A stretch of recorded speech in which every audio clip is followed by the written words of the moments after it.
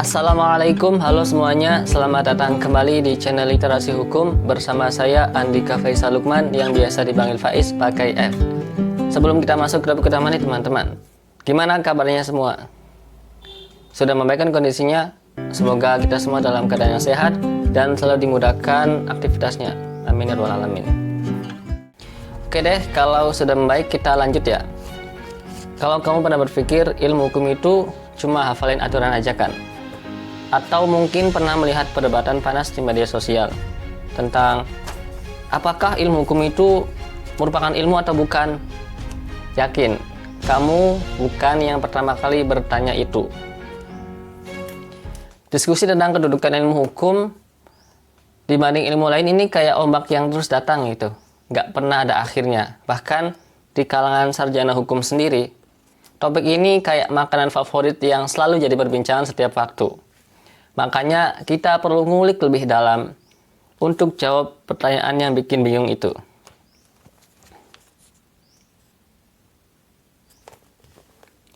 Tapi tahukah kamu, kalau kita telusuri lebih dalam, ilmu hukum punya tujuan yang jelas dari berbagai teori, punya istilah-istilah yang khas yang cuma ada di sini. Sebagai ilmu hukum yang mempelajari ilmu hukum sebagai objek kajiannya, kedudukannya sangat istimewa karena punya sifat normatif yang bikin beda dari ilmu lain.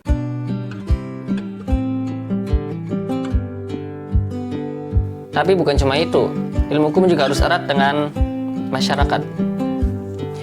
Membuatnya punya karakter sui generis, artinya nggak ada ilmu lain yang bisa sama persis dengan ilmu hukum. Kemudian para ahli juga punya pandangan yang menarik loh.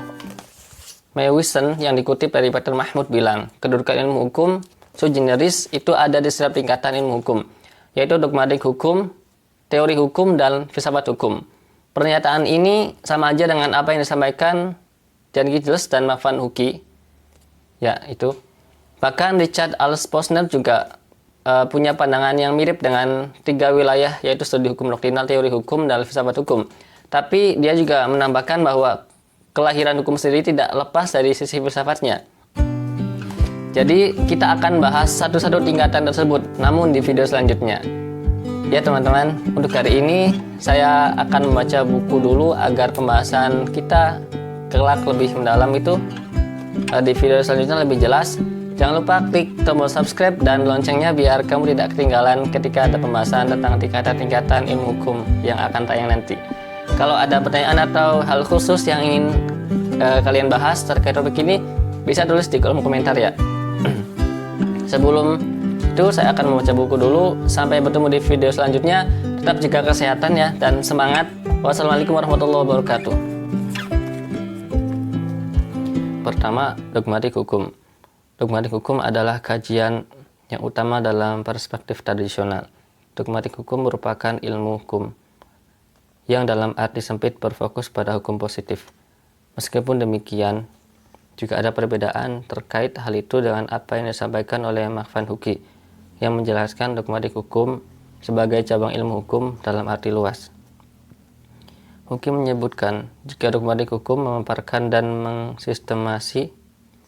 mensistematisasi hukum positif yang berlaku dalam suatu masyarakat tertentu dan pada suatu waktu tertentu dari suatu sudut pandang normatif.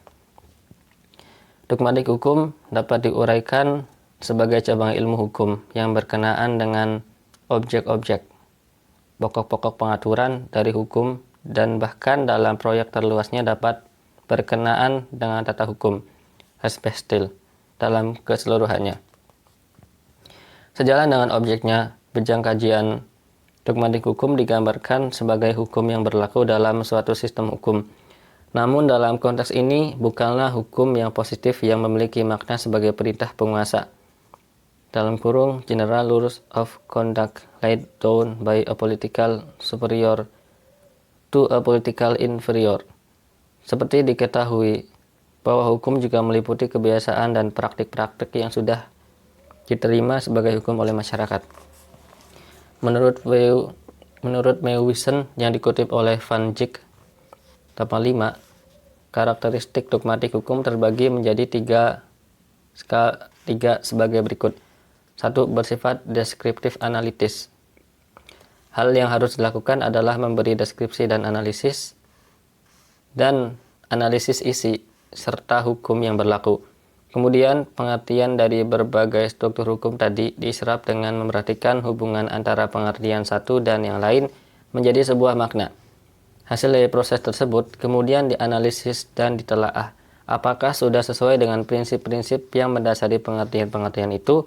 Kedua, sistematis.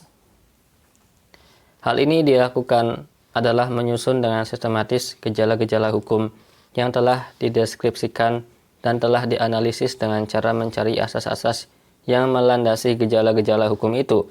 Bukan tidak mungkin beberapa gejala hukum beranjak dari asas yang sama, dan bahkan bukan tidak mungkin juga terdapat hukum baru yang timbul dari praktik sebelumnya tidak dikenal, tetapi beranjak dari asas yang sama dengan melandasi ketentuan hukum yang berlaku. Dalam hal ini dapat diajukan contoh yang telah dikemukakan. Contoh yang telah dikemukakan yaitu property brokerage di Indonesia yang esensinya adalah pedagang perantara yang merupakan gejala hukum yang ada di mana-mana dan sudah barang tertentu beranjak dari asas yang sama dengan yang melandasi dari ketentuan mengenai maklar. Oleh karena itu, tidak salah kalau Mewisen mengemukakan bahwa pada dasarnya asas-asas itu merupakan rujukan untuk melakukan sistemasi terhadap gejala-gejala hukum yang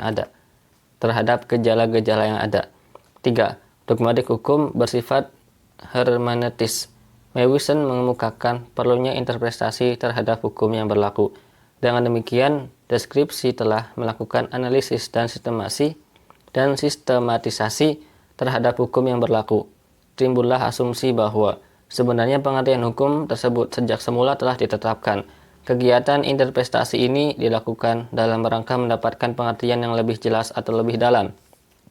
Keempat, dogmatik hukum adalah normatif. Dalam hal ini dilakukan penilaian terhadap hukum yang berlaku. Oleh karena itu, Mewisen secara tegas menyatakan bahwa dogmatik hukum tidak bebas nilai. Dogmatik hukum mempunyai kaitan dengan cita hukum Rechtsheid yang merupakan alasan sesungguhnya tujuan hukum. Dogmatik hukum, dogmatische Rechtswissenschaft,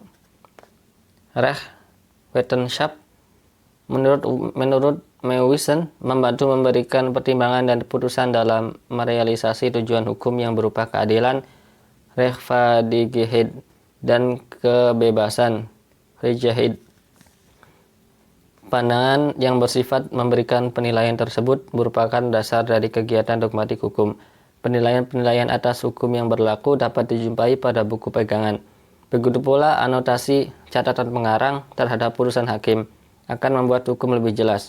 Apakah ditelaah lebih lanjut, tidak boleh dilacak apakah hukum yang berlaku atau putusan-putusan hakim itu sesuai dengan cita hukum yang merupakan dasar dari semua hukum. Ciri keilmuan dogmatik hukum bersifat praktis. Ciri khas tersebut tidak dapat dilepaskan dari karakter normatif dogmatik hukum. Antara teori dan praktik harus dijembatani oleh dogmatik hukum. Pada akhirnya, dogmatik memang harus berhadapan dengan praktik. Dalam hal inilah hukum dideskripsikan, dianalisis, disistematisasi, dan ditafsirkan untuk diterapkan. Terkait dengan dogmatik hukum atau ajaran hukum, dogmatik, Mewisen memberikan batasan pengertian dogmatik. Mewisen memberikan batasan pengertian dogmatik hukum sebagai mekanisme untuk memaparkan, mensistematisasi, dan menjelaskan hukum positif. Penting untuk diketahui juga bahwa dalam dogmatik hukum inilah hukum harus diinterpretasi. Jadi di sini dogmatik hukum berperan dengan kacamata subjektif, menafsirkan teks-teks hukum dalam proses penelitian, mempelajari dan mengelompokkan hukum positif. Hal interpretasi tersebut nantinya disusun menjadi tatanan hukum nasional yang relatif koheren.